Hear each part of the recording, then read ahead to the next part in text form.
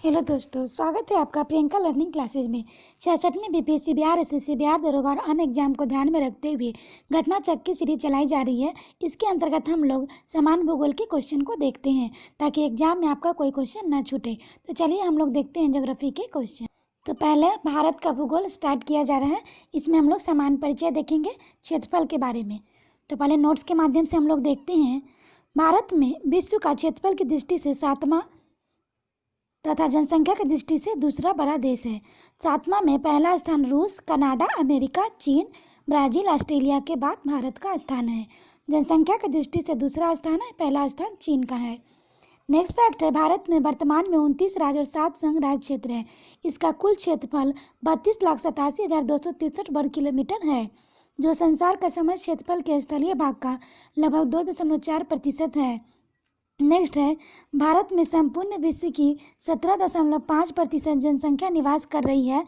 2011 की जनगणना के अंतिम आंकड़े के अनुसार भारत के मुख्य भूमि का विस्तार उत्तर से दक्षिण तक 32,014 किलोमीटर है, पूर्व से पश्चिम तक 2933 किलोमीटर है। नेक्स्ट फैक्ट देखते हैं, भारत के कुल क्षेत्रफल 32,87,263 वर्ग किलोमीटर में गैर कानूनी ढंग से पाकिस्तान के कब्जे वाला 78,114 वर्ग किलोमीटर क्षेत्र पाकिस्तान द्वारा गैर कानूनी ढंग से चीन को दिया गया। 5,180 वर्ग किलोमीटर क्षेत्र और गैर कानूनी ढंग से चीन के कब्जे वाला 37,555 वर्ग किलोमीटर क्षेत्र शामिल है।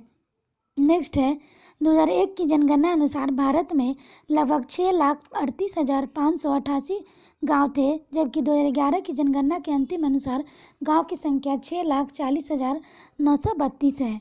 अब इससे रिलेटेड हम लोग क्वेश्चन देखते हैं ताकि हम लोग का कंसेप्ट क्लियर हो जाए। पहला क्वेश्चन है, निम्नलिखित कथनों में से कौन से भारत के बारे में सही है? सही उत्तर का चयन अधोलिखित कूट का प्रयोग करना है। पहला, भारत विश्व का 5वां बड़ा देश है। दूसरा, यह स्थलमंडल के कुल क्षेत्रफल के लगभग 2.4% भाग अधिकृत है। तीसरा है, समूचा भारत उष्णकटिबंधीय में स्थित है। और चौथा, 82 डिग्री 30 मिनट पूर्वी देशांतर का उपयोग भारतीय मानक समय को निर्धारण करने के लिए किया जाता है। तो इसका आंसर होगा डी, यानी कि दूसरा और चौथा। इसका हम लोग व्याख्या देखें। भारत विश्व का 7वां बड़ा देश है। संपूर्ण भारत में अक्षांशीय विस्तार 6 डिग्री 45 मिनट से 37 डिग्री 6 मिनट उत्तरी अक्षांश के मध्य, जबकि उष्णकटिबंध क्षेत्र का विस्तार 23 डिग्री 30 मिनट उत्तरी और दक्षिणी अक्षांशों का मध्य है। अतः कथन 1 और 3 गलत है। भारत स्थलमंडल के कुल क्षेत्रफल का 2.4 अधिकृत हुए है और 82 डिग्री 30 मिनट पूर्वी देशांतर उपयोग भारतीय मानक समय निर्धारित करने के लिए किया जाता है। नेक्स्ट है, क्षेत्रफल की दृष्टि से भारत का विश्व के देशों में कौन सा स्थान है?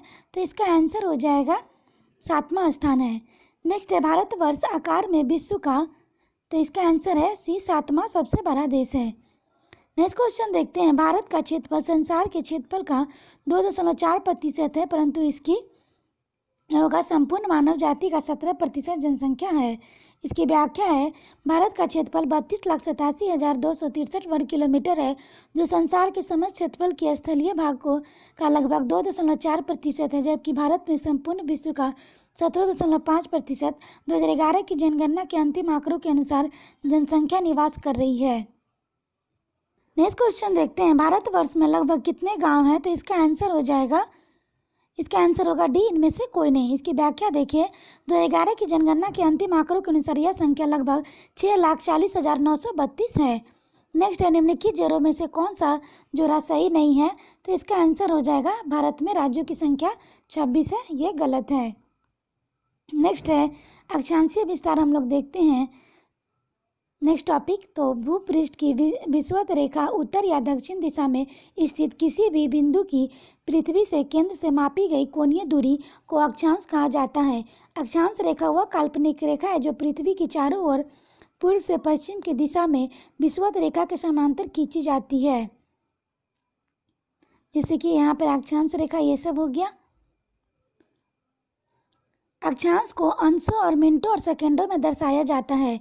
पृथ्वी को 2 बराबर भागों में बांटने वाले 0 डिग्री अक्षांश भूमध्य रेखा कहा जाता है। विषुवत वृत्त भूमध्य रेखा उत्तरी भारत को उत्तरी गोलार्ध और दक्षिणी भाग को दक्षिणी गोलार्ध कहते हैं। भूमध्य रेखा के उत्तर में स्थित अक्षांश रेखाओं का उत्तरी अक्षांश रेखाएं तथा भूमध्य रेखा के दक्षिण में स्थित अक्षांश रेखाओं को दक्षिण अक्षांश रेखाएं कहते हैं।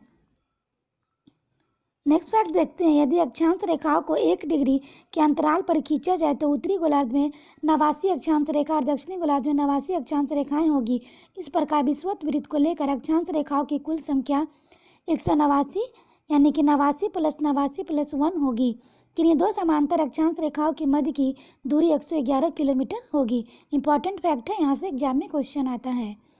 नेक्स्ट है, भूमध्य पर उत्तरी ध्रुव और दक्षिणी ध्रुव को मिलाने वाली काल्पनिक रेखा जो पृथ्वी को 2 बराबर भागों में बांटती है उसे प्रधान या मोटा रेखा कहा जाता है। यह रेखा लंदन के ग्रीनविच शहर से गुजरती है। प्रधान या मोटा रेखा को 0 डिग्री देशांतर भी कहा जाता है। प्रधान या मोटर के पूर्व या पश्चिम में उत्तरी ध्रुव और दक्षिणी ध्रुव को मिलाने वाली काल्पनिक रेखाओं को देशांतर रेखा कहा जाता है। देशांतर रेखा समांतर नहीं होती। ध्रुवों के विषुवत रेखा की ओर बढ़ने पर देशांतर रेखाओं के मध्य दूरी बढ़ती जाती है। विषुवत रेखा पर देशांतर रेखाओं के बीच अधिकतम 111.33 किलोमीटर दूरी होती है। नेक्स्ट है, भारत पूर्णतया उत्तरी गोलार्ध में स्थित है। इसकी मुख्य भूमि 8 डिग्री 4 मिनट से 37 डिग्री 6 उत्तरी अक्षांश और 68 डिग्री 7 मिनट और 97 डिग्री 25 पूर्वी देशांतर के मध्य फैली हुई है। उष्णकटिबंधीय क्षेत्र का विस्तार 23 डिग्री 30 मिनट उत्तरी और दक्षिणी अक्षांशों के मध्य है। संपूर्ण भारत का अक्षांशीय विस्तार 6 डिग्री 45 मिनट से 37 डिग्री 6 उत्तरी अक्षांश के मध्य है। अतः भारत का विस्तार उष्ण और उपोष्ण दोनों कटिबंध में है। इसकी अब हम लोग प्रश्न देखते हैं। भारत विस्तृत है तो इसका आंसर हो जाएगा उपयुक्त में से कोई नहीं। इसकी व्याख्या है, भारत की मुख्य भूमि का विस्तार उत्तर पूर्वी गोलार्ध में 8 डिग्री 4 मिनट उत्तर से 37 डिग्री 6 मिनट उत्तरी अक्षांशों तथा 68 डिग्री 7 मिनट पूर्व से 97 डिग्री 25 पूर्वी देशांतरों के मध्य है। कर्क रेखा भारत के लगभग बीचों बीच होकर गुजरती है। स्पष्ट कोई विकल्प सही नहीं है। नेक्स्ट क्वेश्चन है, सिक्किम के गुजरने वाले अक्षांश निम्नलिखित में से किस एक भी होकर गुजरता है? तो इसका आंसर हो जाएगा राजस्थान। नेक्स्ट है, जिस जिले में 70 डिग्री पूर्वी देशांतर रेखा गुजरती है तो वो होगा जैसलमेर। नेक्स्ट टॉपिक अब हम लोग देखते हैं, भारत एवं कर्क रेखा। इससे रिलेटेड जो भी फैक्ट बनेगा उसे हम लोग पहले देखते हैं। विषुवत रेखा के उत्तर में स्थित 23 डिग्री 30 मिनट उत्तरी अक्षांश को कर्क रेखा कहा जाता है। कर्क रेखा भारत के लगभग मध्य होकर गुजरती है। कर्क रेखा भारत के कुल 8 राज्यों से होकर गुजरती है, जिनमें गुजरात, राजस्थान, मध्य प्रदेश, छत्तीसगढ़, झारखंड, पश्चिम बंगाल, त्रिपुरा और मिजोरम है। नेक्स्ट फैक्ट है, सूर्य के उत्तरायण भूमध्य रेखा के उत्तर होने के बाद ही उत्तरी गोलार्ध के दिनों में अवधि बढ़ती जाती है। 21 जून को सूर्य उत्तरायण स्थिति में सर्वोच्च बिंदु पर होता है। जून माह में कर्क रेखा उत्तर जाने पर दिनों की अवधि बढ़ने लगती है। अब इससे रिलेटेड हम लोग क्वेश्चन देखते हैं। तो इसका क्वेश्चन है, कर्क रेखा किस राज्य से होकर गुजरती है? तो इसका आंसर हो जाएगा बिहार, झारखंड से। की व्याख्या देखें, कर्क रेखा पर जाने पर भारत में राज्य कुल 8 गुजरात, राजस्थान, मध्य प्रदेश, छत्तीसगढ़, झारखंड, पश्चिम बंगाल, त्रिपुरा और मिजोरम है। अतः वर्तमान में दिए गए विकल्पों में से कोई सही नहीं है, किंतु प्रश्नकाल में झारखंड बिहार का ही भाग था, अतः तत्कालिक परिस्थितियों में विकल्प भी सही उत्तर था। नेक्स्ट है, कर्क रेखा निम्नलिखित में से किन राज्यों से होकर गुजरती है? नीचे दिए गए कूट को चुनिए। तो इसका आंसर हो जाएगा गुजरात, छत्तीसगढ़ और झारखंड। नेक्स्ट है, कर्क रेखा गुजरती है तो इसका आंसर है इन सभी से मध्य प्रदेश, त्रिपुरा और मिजोरम। नेक्स्ट है, कितने भारतीय प्रदेशों से होकर कर्क रेखा गुजरती है? तो ये हो जाएगा 8। नेक्स्ट है, भारत का एक राज्य से होकर कर्क रेखा गुजरती है तो इसका आंसर होगा झारखंड। नेक्स्ट क्वेश्चन है, निम्नलिखित नगरों में से कौन कर्क रेखा के निकटतम दूरी में स्थित है? तो इसका आंसर हो जाएगा गांधीनगर। इसके नेक्स्ट हम लोग देखते हैं, निम्न नगरों में से कौन कर्क रेखा के निकट है?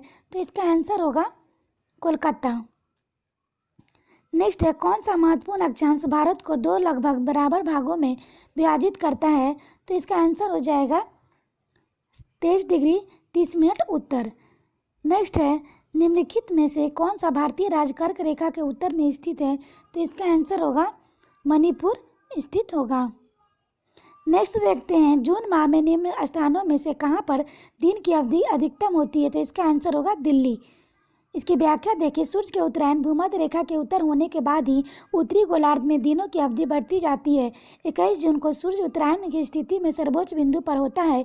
इस माह में कर्क रेखा से उतर जाने पर अवधि बढ़ने लगती है। दिल्ली की स्थिति उपयुक्त विकल्पों में से सबसे उत्तर है और यहाँ दिन की अवधि अधिकतम होती है। आशा करते हैं आपको वीडियो पसंद आया होगा। वीडियो को 1-2 बार अच्छे से सुन लें ताकि आपका रिवीजन हो जाए। आज के लिए इतना है दोस्तों, फिर मिलते हैं नेक्स्ट टॉपिक के साथ। Thank you.